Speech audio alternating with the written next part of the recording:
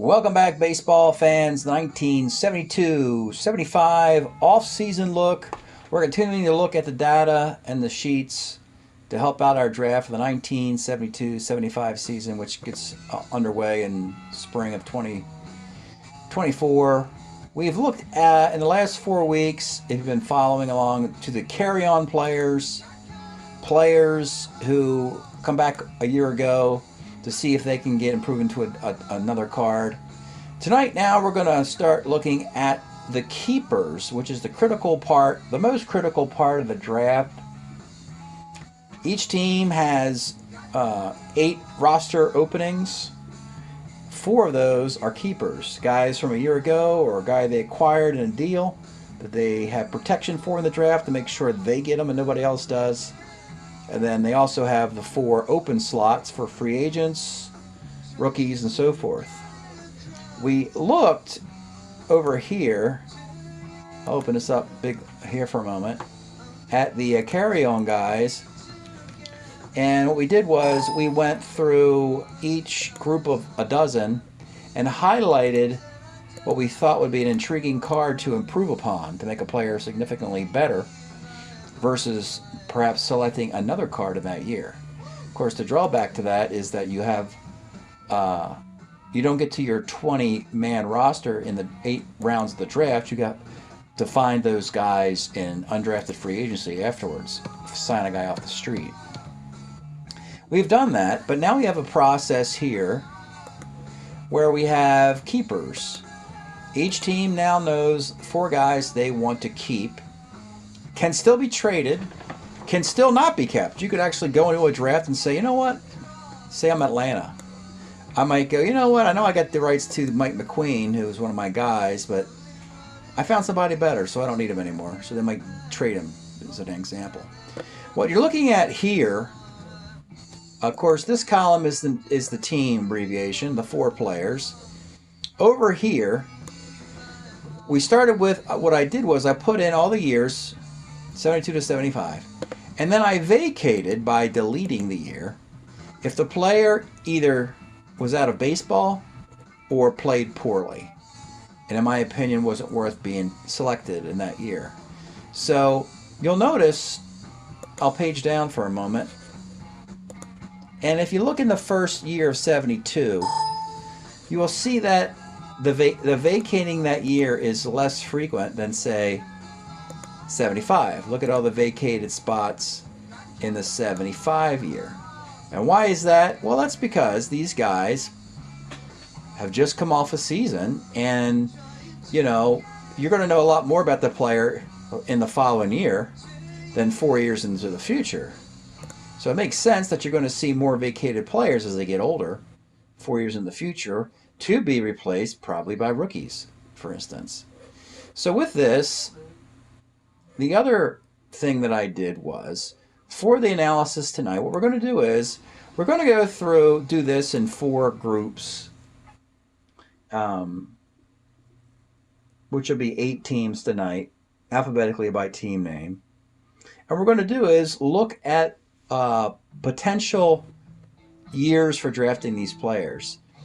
And the other most important part of this is that you cannot select 3 players from any year. So when you draft, in the 8 rounds of the draft, you are drafting 2 players from each of these 4 years. So if you have 3 guys in one particular year you really like, you might want to think about making a deal to get out of one of those cards. Otherwise, you're going to have to select a player in a lesser year in one of the other years available.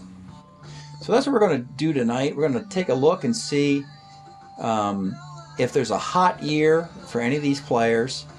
So we have the vacated spots are blank if they don't appear. We have a hot year indicated with a highlight color. So let's start with Arizona and try and figure out what they might do with their selections. We'll do this for the first 8 teams here. So going back to this spreadsheet down here, you've got all the records for all the players in the 4 years. They're already been separated into the 12 keeper players from the league that exist, an option to improve those or to a different year in this light green color. Then you have the keeper records, and then the yellow is guys you have placed on waivers, stored under your name. So you see Arizona here, alphabetically. They have 52 records. And this number is going to vary team by team. So looking at this, and again, I've already done the analysis. This is a review of that analysis. And what I've discovered here is that you'll see 3 of Arizona's players have their best seasons in the year of 73. So that could be problematic. Why could it be problematic is that, you know, you'd have to take one of these guys in a different year. Of the 3 players, the only other guy who has a year highlighted would be Braun. So theoretically, they could go Retman and Jarvis in this year, Braun in that year, Knowles in this one. Looking a little closer at the data, why we like Braun in 2 years was he's got an 845, 818 OPS and could play in the third base and outfield in both of those years. Was kind of a full-time player, 516, 526 plate appearances. Later on, he became a pinch hitter, but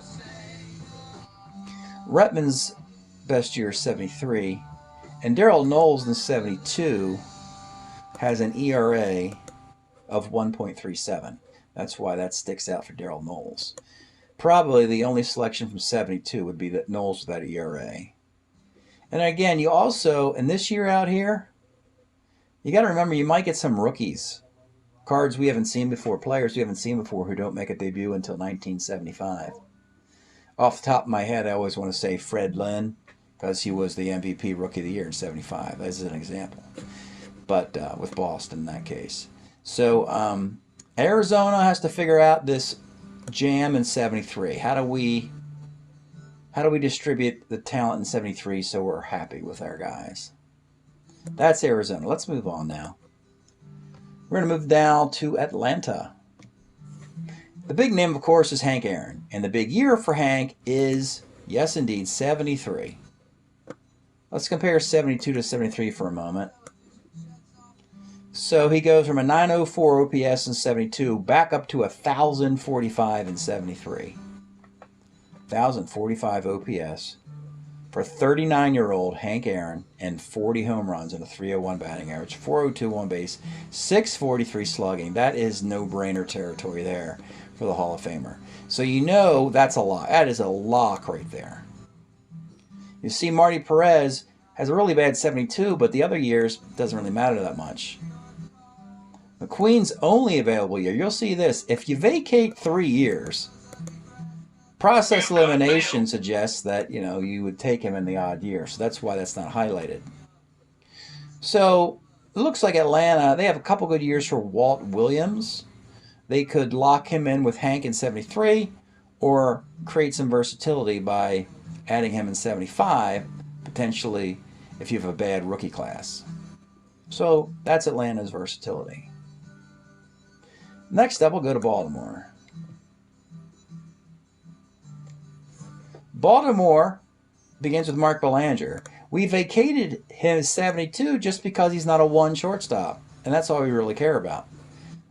So he's a 2E22 in 72, and he's a 1 at short the rest of the time. Lee May is very consistent, so we didn't highlight any of the years. Doesn't matter too much, really. You know, that's good news. You always want versatile players so that you have some flexibility in your draft. We saw that Brooksy, interesting here, 74, he hits 289. That's one of the highest batting averages since the 1960s for Brooks. And then immediately in 75, we vacate him because he hits 201. So it looks like the 74 Brooks card will be picked up. That'll be a 3-year contract. So he'll be hitting with that card for the next 3 years. Afterwards, he'll go into that short little period at the end of his career where he's just a defensive player. And Earl Williams in 1972, he's still got stats here I believe with, yeah, he still got stats with Atlanta with 28 home runs in a little ballpark. So Baltimore probably wants that year out of Earl. So 72 and 74, plenty of flexibility for Baltimore going into the draft. Next up, Boston. First thing I want to mention is that you don't want to lock up this year because we got some guys like, well, obviously we have Fred Lynn, but we also have Jim Rice, maybe Rick Burleson, maybe Cecil Cooper. So we don't want to, we don't leave their World Series year open. We got Rico Petrocelli's best year is 74. And Rick Wise, interestingly, is a starter 9 in 72. A very good year. Doesn't get a lot of credit for some of his good years he had. Was traded for a couple of different Hall of Famers. I forget what. I know it was Carlton, but I think it was also traded for Reggie Smith, if I'm not mistaken. But anyway, Petrocelli and Wise. We know they went after Steve Blass for his 1 year remaining. So that's not highlighted because he has to vacate these terrible years. This was Pittsburgh deciding that a decade of Bruce Keeson is better than 1 year out of Steve Blass. That was the final decision they made for that roster spot. All right, next up now, as we're halfway through, we'll go to the Expos. They've been making a lot of deals in the offseason. And Ron Hunt, his best year, 73. I wonder do we have hit by pitches in here? He gets hit 24 times. He was hit by pitch 50 times in 71. But anyway, he's a 309, 418 on base. So, yeah, that's why we like Ron Hunt here. But we also like Renko here. Renko in 73. 281 ERA in 249 innings. His best year with the Expos in this time. That would lock up the year of 73. The good news is Dave McNally, who they went after, giving up Ken Singleton, they went after him a little bit too late in McNally's career, but now they got him a little bit sooner. And look at this. You got 3 years, pretty much not much different to choose from. So you're not pigeonholed into 1 year for Dave McNally. He's got some options. And of course, we want to vacate him by 1975.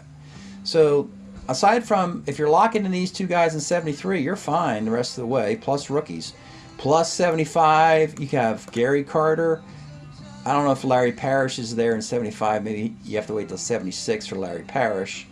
I don't think Dawson's there yet, But, I mean, there's some good young farm system guys in 75. Dan Worthen is a good pitcher. So there's some good 75 options here for the Expos. Next up, California. The Angels. Scroll down to their available guys. Really not much to talk about as far as any conflicts they might have. We know they went after Darren Johnson, who's got some nice power years left in a platoon. And actually, Darren Johnson and Jim Spencer, platooning at first base would be a two-headed monster. Johnson crushes lefties. Spencer, you find him where he only crushes righties and doesn't hit lefties. That might be a nice platoon.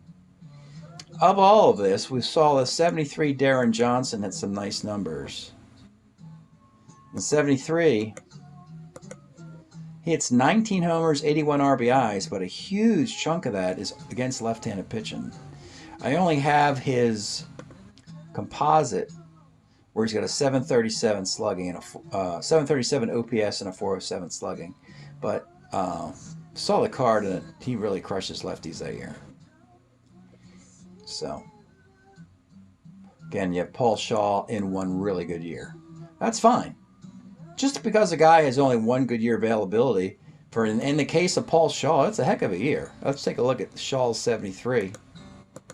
288, 389 on base, .399 slugging, 3 at third base. Nice year for Shaw. The Royals didn't need him anymore because they had George Brett. All right, we've gone through 6 teams. Let's go to the 7th one. That is the Cubs. Pretty interesting scenario for the Cubs. Well, it's interesting in that you notice that a couple things. Number one, you got a ton of availability, which is great. This might not be a bad thing, but none of these players really stand out. But that's also really good because what it means is whatever you think of Fergie Jenkins, you're going to get it in this entire timeline. Whatever you think of Don Kessinger, you're going to get it this entire timeline. In the case of Kessinger, he's a 2 through 74, then he turns to a 3. He'll give you that same bat handling, a little bit of speed, switch hitter, probably an A-bunter, B-hit run guy. You know, with the case of Fergie, look at some of these whips. Walks and hits in these pitches. 108, 119, 117. Pretty consistent. You know, he would get traded to Texas by 75. So the Cubs are pretty much going to do what we see with a lot of these Hall of Famers. You max out your tenure before relinquishing him to the Rangers. So Becker is going to come down significantly from that brilliant 1971 where he had 342.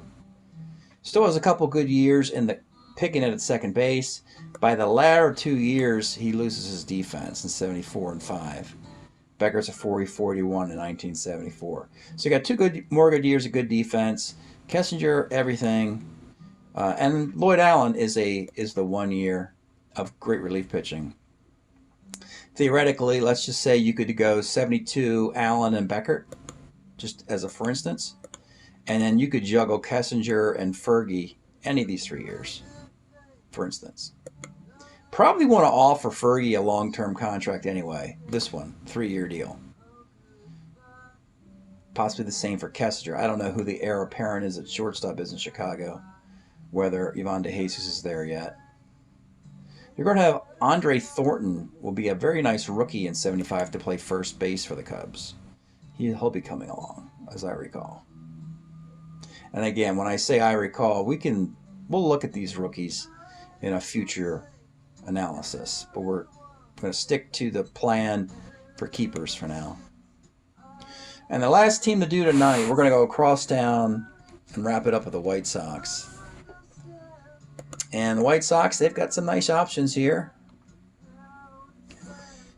Let's start with Wilbur Wood. He was such an important key to this team, and that crazy ability to pitch on 2 days rest is still available in 72. So you got to lock that availability in. That is super strategic once you get to the postseason and you've got an advantage over your opponents.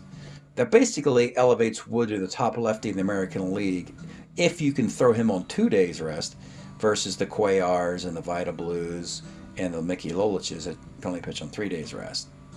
So you want that availability in 72. Tom Bradley, interestingly, he's got a couple years, but in 72, with Bradley, it's a 111 whip, 298 ERA, and 40 starts for the Chi Sox. So, yeah, you're locking these 2 guys up in 72, but look, the other 2 guys don't have good 72s. Bill Melton, I think, 72, did he get hurt or something? He only had 200 at-bats. It wasn't very good. And Bart Johnson was wild thing. He was throwing the ball all over the place in 72. So, yeah, you lock Wood and Bradley up in these years. And in the case of Melton and Bart Johnson, they have flexibility in multiple years. But the good news is they actually have a hot year. Melton 73. Nice little year here. He's still good defensively, a 3.26. He's got 20 home runs, a 277 average, 439 slugging, 802 OPS. So that's clearly Melton's best year left in his career. After that, he starts to tail off a lot. And Bart Johnson, big year in 74. So Bart started in the rotation, moved to the White Sox bullpen when it floundered, and now we want to put him back in the rotation in 74. 10-4, 2.74 ERA, A 112 whip, which means he's got some control. Matter of fact, 121 innings. He only walks 32 batters. That's very good for Bart Johnson. Dominates right-handed hitters. So with him in the rotation and Bradley in the rotation and Wilbur Wood joined by Stan Bonson bringing up the rear, now in 75 you can finally add Goose Gossage.